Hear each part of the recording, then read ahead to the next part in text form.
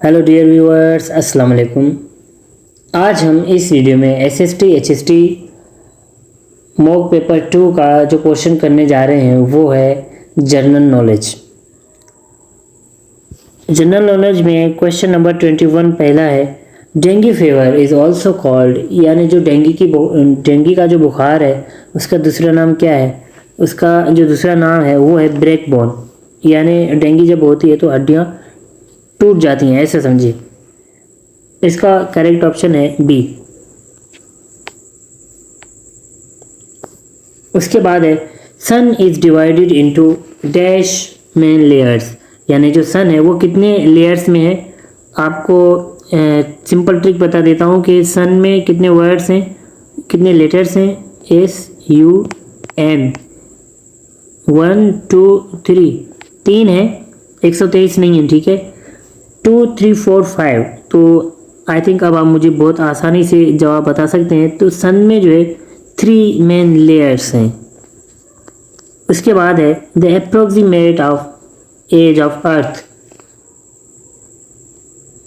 यानी ये जो ज़मीन है इसकी एक अंदाजे के मुताबिक उसकी एज कितनी है, यानी कब से चल रहा है। 4.14 billion years, 4.64 billion years, 4.54 billion years, 4.34 billion years. तो एक चीज़ तो ये है कि 4 सब में है ना, 4 4 4, लेकिन ये 14 64 54 34 इनको हम कैसे याद करें, कौन सा यहाँ पे ठीक है। तो पहले हम चलेंगे अर्थ के ऊपर, क्योंकि हम अर्थ की एज को देख रहे हैं। अर्थ में कितने लेटर्स हैं? 1 2 3 4 5, ठीक है, 5 है। यहाँ पे 5 वाला जो हमें दिख रहा है वो ये है, 4.54 बिलियन ईयर्स ओल्ड है। उसके बाद है vitamin C deficiency leads to, vitamin C जो है अगर इसकी कमी हो तो वो क्या है, वो स्कर्वी है।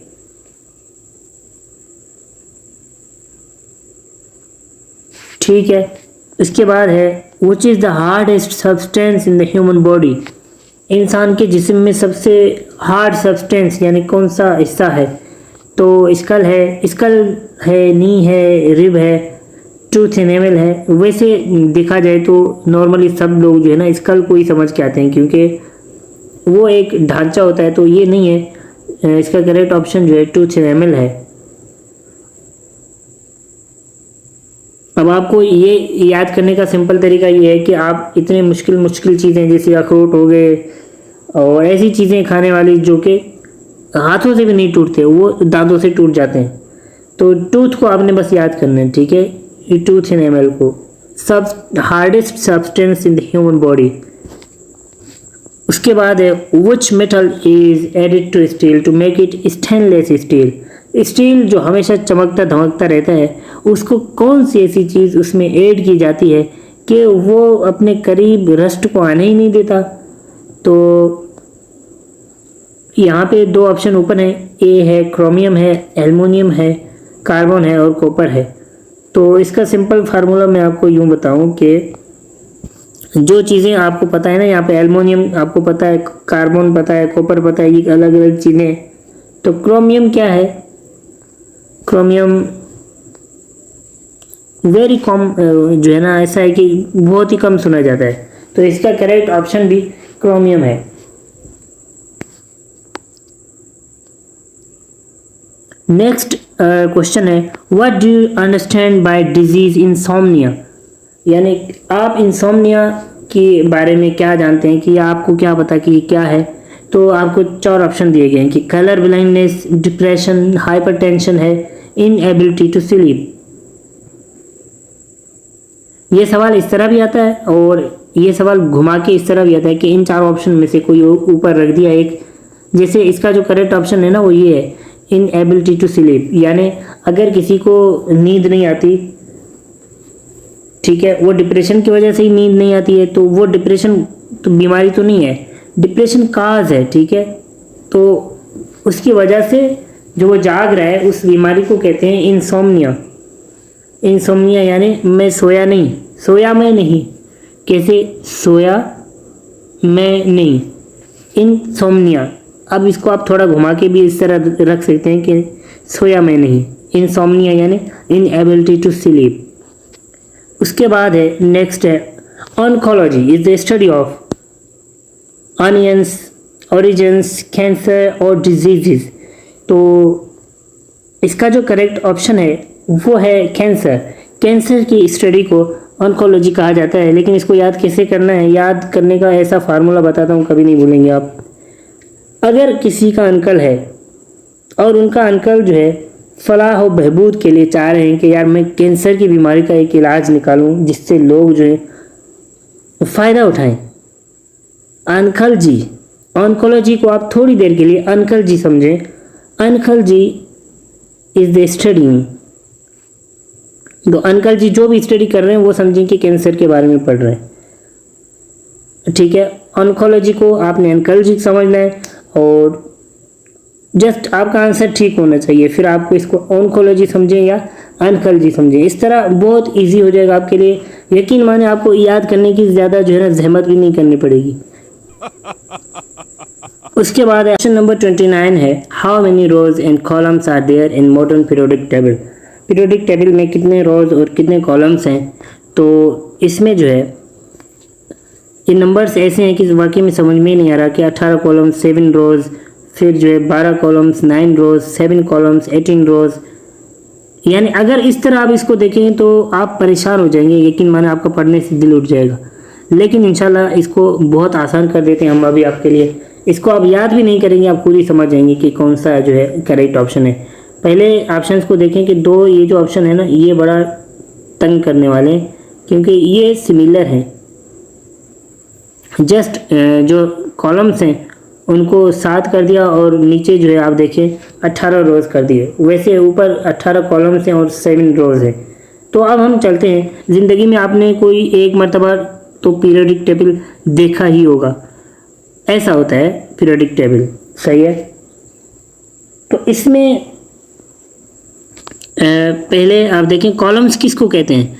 कॉलम्स यानी यूँ समझें कि ये सपोर्टिंग जो चीज़ें होती हैं ना, कोई घर का छत बन रहा है, कोई रूम बन रहा है, उसको भीम भी कहते हैं, कॉलम भी कहते हैं। तो ये चीज़ें क्या हैं, ये कॉलम्स हैं, ये वाले ये कॉलम्स हैं। एंड रोज़ क्या हैं, रोज़ हैं इसी तरह। तो यानी नॉर्मली जो लाइफ में देखा जाए तो हम कॉलम्स कम लगाते हैं और उसके ऊपर जो है ना रोज़ ज़्यादा लगाते हैं। लेकिन पीरियोडिक टेबल में ये कहते हैं कि नहीं भाई रोज़ कम ही अच्छे, लेकिन उसकी जो बेस है वो ज़्यादा अच्छी होनी चाहिए। यानी ये आपका पीरियोडिक टेबल है, उसकी बेस क्या है, उसके कॉलम्स हैं। इन्होंने भरमार लगा दी, इतने कॉलम लगा दिए, इतने कॉलम लगा दिए उसको सपोर्ट करने के लिए कि अब ये जो पीरियोडिक टेबल है ये गिरेगा ही नहीं, इतना इन्होंने इसको मजबूत किया है। तो ये कितने कॉलम्स बन गए, 18 कॉलम्स बन गए। और रोज़ कितने, सिंपल 7, 1 2 3। इसको आप 7 समझ लें, ठीक है, जस्ट फॉर योर अंडरस्टैंडिंग। तो ये है आपका पीरियोडिक टेबल, इसको आपने इसी तरह याद करना है। और अगर इसी ट्रिक से भी आपको याद नहीं हो रहा तो एक और ट्रिक आपको बता देता हूँ कि ये पीरियोडिक टेबल है, देखा है ना आपने कभी पीरियोडिक टेबल, तो इस तरह होता है। तो अब जब इस तरह होगा तो आप बताएं कि ये जो जगह है यहाँ पे ज़्यादा है या यहाँ पे ज़्यादा है। ऑफ कोर्स यहाँ पे ज़्यादा है, ये जहाँ पे अभी मैं लिख रहा हूँ यहाँ पे ज़्यादा आ भी सकते हैं, यानी आप 18 कॉलम बना सकते हैं। लेकिन यहाँ पे 18 रोज़ आप नहीं बना सकते, जगह कम है। तो अब आपको खुद ही अंदाज़ा हो जाना चाहिए कि 18 कॉलम्स एंड 7 रोज़, ये था आपका पीरियोडिक टेबल। क्वेश्चन नंबर 30 है in which system of units gas bills are charged. SI, CGS, BTU या CNG।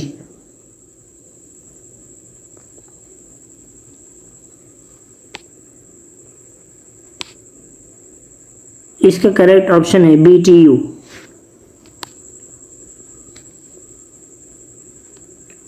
Which of the following regulates the metabolism of sugar? Thyroid, insulin, glucose, none of these। Question number 31 है और इसका correct option है insulin. Insulin इसका correct option है, और option को थोड़ा हाईलाइट भी कर देते हैं। क्वेश्चन नंबर 32 है, nail polish remover contains, nail polish remover में क्या है? एसीटोन है, बेंजीन है, एसिटिक एसिड है, पेट्रोलियम ईथर है, क्या है? क्वेश्चन नंबर 32 है, और इसका जो करेक्ट ऑप्शन है वो है एसीटोन। इसी की वजह से जो है ना वो जल्दी इसको रिमूव कर देता है, यानी जो नेल है उसका ऐसा समझें कि ट्यूनिंग कर देता है, उसको न्यू कर देता है एसीटोन। उसके बाद है question number 33, bauxite is an ore of copper, zinc, aluminium, iron. Correct option इसका है aluminium. Inside which organ the gallbladder is located? Question number है 34, और इसका पैनक्रियास है, लिवर है, किडनी है, स्मॉल इंटेस्टाइन है। तो इसका जो करेक्ट ऑप्शन है वो है लिवर।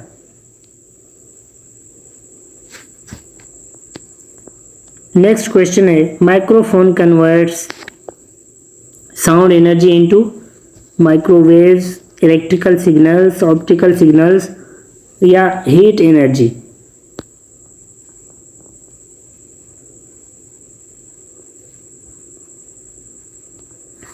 इसका करेक्ट ऑप्शन है electrical signals. Most abundant colour in earth, यानी सबसे ज़्यादा कलर ज़मीन पे कौन सा है? Question number 36 is really interesting. Question number में है आपसे कलर पूछा जा रहा है कि पूरी ज़मीन में सबसे ज़्यादा पाए जाने वाला कलर कौन सा है। अब जो हमारी तरह होंगे वो तो जो है यहाँ पे ग्रीन लगा देंगे, क्योंकि वो देख रहे हैं कि यहाँ पे अर्थ पे दरख्त बहुत हैं, ऐसा ही है ना। लेकिन कभी आपने अर्थ का गोला देखा है?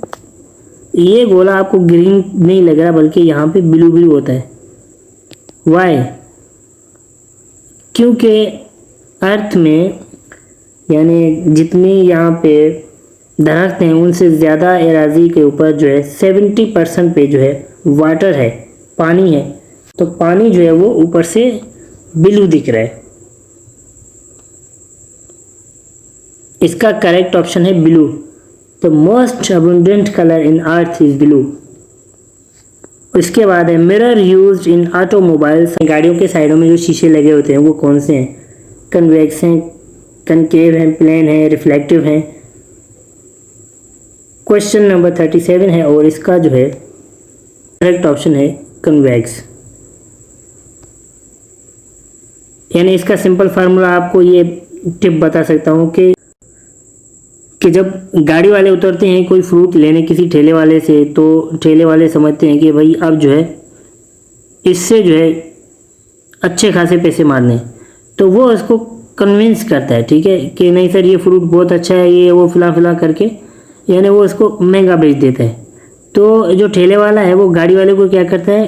कन्वेक्स करता है, यानी कन्वेक्स नहीं करता, कन्विंस करता है। मैं आपके अंडरस्टैंडिंग के लिए कह रहा हूँ। तो गाड़ी में जितने भी मिरर्स होंगे ना वो कन्वेक्स होंगे। क्लियर? उसके बाद है a body of land that is surrounded by water on 3 sides is called, यानी अगर यहाँ पे ये ज़मीन है लेकिन इसकी तीनों साइड पे पानी ही पानी है, एक साइड जो है इसका ठीक है यानी खुश्की है, बाकी तीनों साइड पे फुल पानी है, तो इसको क्या कहेंगे? क्वेश्चन नंबर 38 है, इसका जो है करेक्ट ऑप्शन है पेनिनसुला। नेक्स्ट क्वेश्चन है, when was the state of Swat included in Pakistan, यानी पाकिस्तान में स्वात जो है वो कब आया था, यानी इंक्लूड कब किया गया था? 39 है, और इसका करेक्ट ऑप्शन है जुलाई 1969। नेक्स्ट क्वेश्चन है Karakoram highway is also called, यानी केटू काराकोरम हाईवे जो है उसका दूसरा नाम क्या है? N35। Salwan Kot is the oldest name of Quetta, Multan, Lahore, Sialkot. तो अब इस नाम से जो थोड़ा बहुत मिलने वाला है सलवान कोट से, वो सियालकोट लग रहा है मुझे, लेकिन मैं आपको करेक्ट ऑप्शन बता रहा हूँ। क्वेश्चन नंबर 41 का जो है वो वाकई में सियालकोट ही है। Who had the shortest tenure as a governor general of Pakistan, यानी कौन गवर्नर जनरल ऑफ पाकिस्तान था जो बड़े कम वक्त के लिए गवर्नर जनरल रहा? सिकंदर मिर्ज़ा है, गुलाम मोहम्मद है, मोहम्मद अली जिन्ना है, ख्वाजा नाजिमुद्दीन है। तो अगर मैं गलत नहीं हूँ तो सिकंदर मिर्ज़ा जो है फर्स्ट प्रेसिडेंट भी थे। तो सिकंदर मिर्ज़ा जो है फर्स्ट प्रेसिडेंट थे और शॉर्टेस्ट टेन्योर के लिए गवर्नर जनरल ऑफ पाकिस्तान भी थे। तो आपने इसको इस तरह भी याद करना है। दो आपको एमसीक्यूज याद हो गए। एक तो फर्स्ट प्रेसिडेंट जो था वो सबसे कम वक्त के लिए गवर्नर जनरल बना, यानी ट्रिक ये है कि वो जैसे ही गवर्नर जनरल बना तो ऐसे समझे कि नेक्स्ट डे पे वो प्रेसिडेंट बन गया। सिकंदर मिर्ज़ा फर्स्ट प्रेसिडेंट, यानी ऐसा है नहीं, लेकिन आपको याद करने के लिए मैं बता रहा हूँ। उसके बाद है question number 43, which chief justice of Pakistan died in office 9 days after taking oath?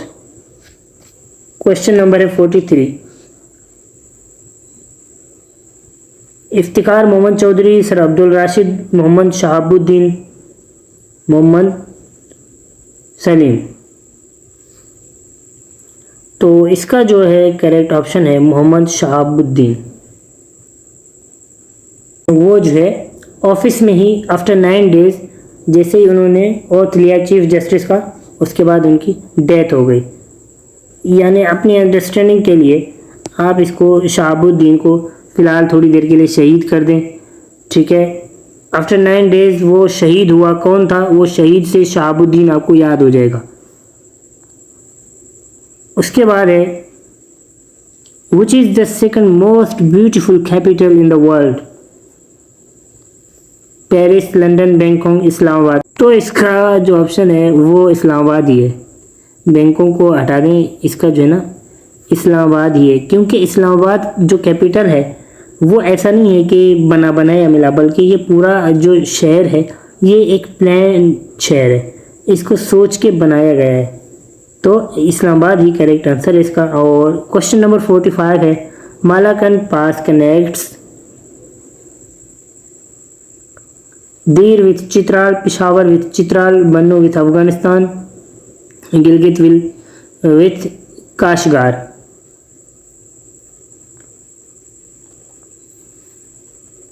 तो इसका जो करेक्ट ऑप्शन है वो है Peshawar with Chitral. Next question है where is Chaukhandi graveyard?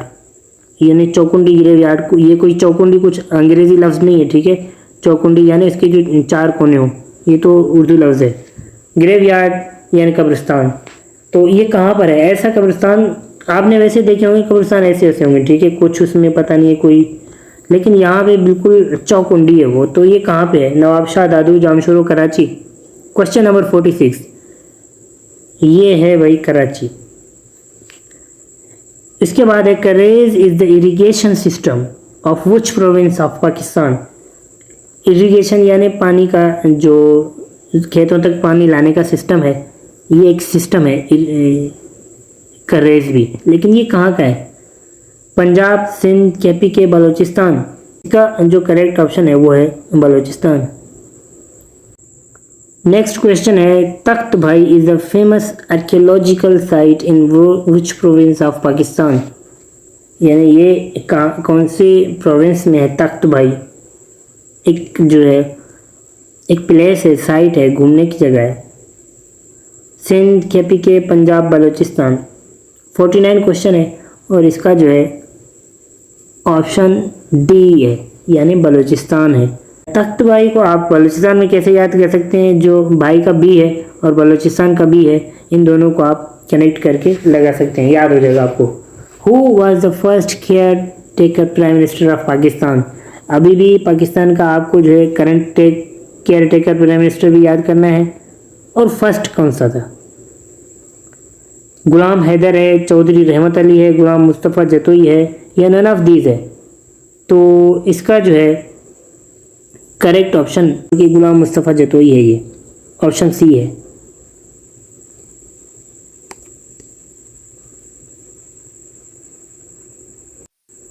Next question 15 number 1, which of the following places is the rainiest of Pakistan.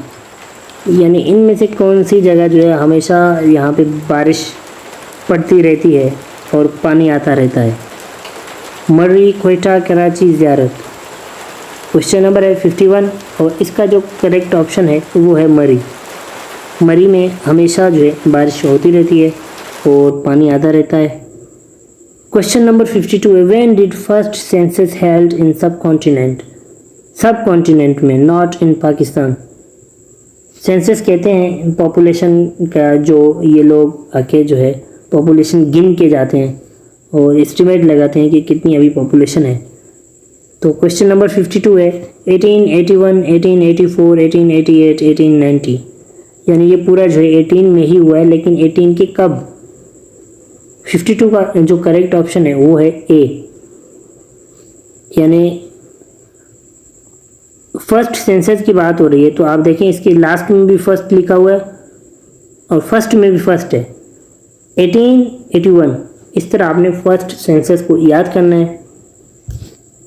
Next question पे चलते हैं, in which year PIA was established. Pakistan studies का ये सवाल है और ये आप देखें 1957, 1956, 55, 64, ये सारा जो है 19 में है, 19 कॉमन है, आपको बाकी ईयर याद करना है। और इसका जो करेक्ट ऑप्शन है वो है सी, 1955। तो इसको कैसे याद करेंगे कि PIA कब बना था। तो आपको इसका अगर ईयर याद नहीं है तो आपको 1947 तो याद है ना, जब पाकिस्तान बना था। ठीक है, जब कोई PIA में बैठता है तो क्या लेता है, फ्लाइट लेता है ना, FLIGHT, फ्लाइट लेता है। इस फ्लाइट को आप 8 समझें, फ्लाइट और 8।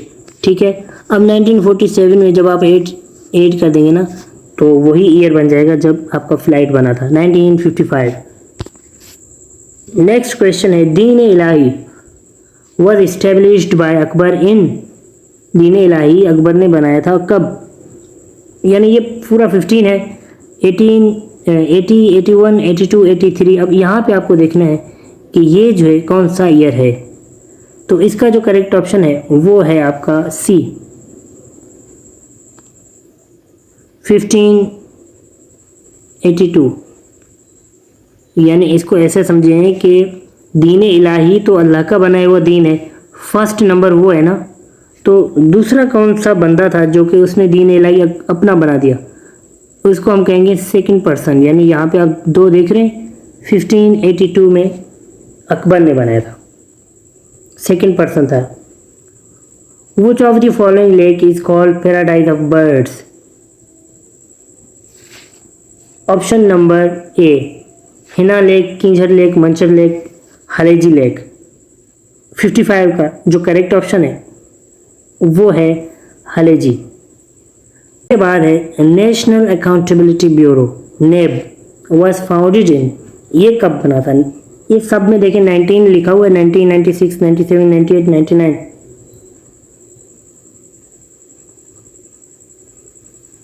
तो इसका जो करेक्ट ऑप्शन है वो है 1999।